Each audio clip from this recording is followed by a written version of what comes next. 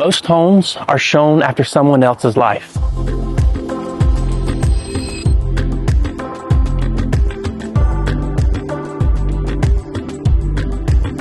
This one is shown before yours, so you decide how it's lived.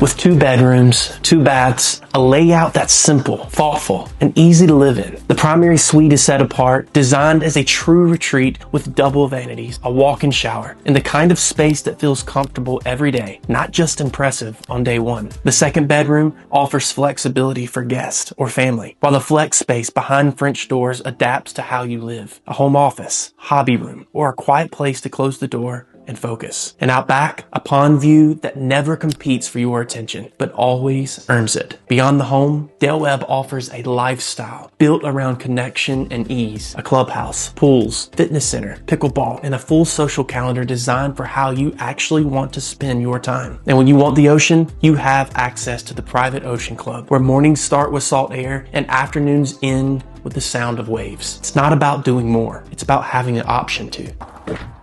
If you've been looking for a home with a fresh start, without someone else's choices in the way, this is 5977 Tramonto Street. And it just might be exactly what you've been looking for.